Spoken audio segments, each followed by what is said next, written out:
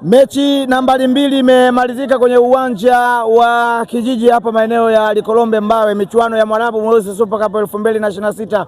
Mechi iliyomhusisha bingwa mtetezi Mpenda FC kwa mara nyingine tena. Hatimaye leo mambo yamekuwa tofauti kwao. Wamefungwa kwa goli moja kwa sufuri kwenye mchezo huu wa ufunguzi kwa upande wao, na ndio mchezo wa kwanza kwenye zile mechi 3 za kwanza. Captain, mambo vipi? Mambo fresh, vipi wewe? Njema, majina yako tafadhali?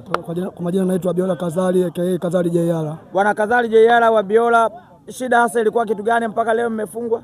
Kwanza nashukuru Mwenyezi Mungu kwa kumaliza mchezo salama. Ila shida ni makosa tu ambao tumefanya kosa moja, wenzetu wametuadhibu, ni kati ya beki wangu na golikipa, yani kutokuelewana, umecheza mistake, wenzetu wamepata bao. Tumetoka half time tunaongoza, tupo nyuma kwa goli moja.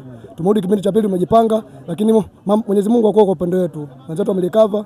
Nashukuru leo tujapanga kwa mchezo ujao.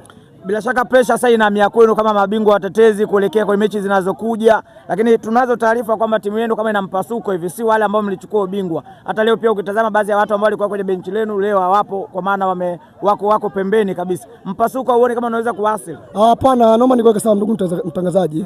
Yaani shida mpasuko kutokana na mechi ya mwanzo, ligi ya mwanzo, kwa sababu sasa pana timu mbili. Kwa hiyo ni timu nyingine. Kwa hiyo tunajitafuta. Kwa hiyo tunaomba wadau wadhamini waendelee kutusupport. Ndio kwanza tunaanza, tutafika mbali. Tuendelee support zao, Mwenyezi Mungu atujalie. Hii ndio mechi ya kwanza. Hii ni hatua ya makundi. Tunajipanga kadri tunaweza kutandili, tutacheza. Shukrani na pole sana kwa mchezo. Asante.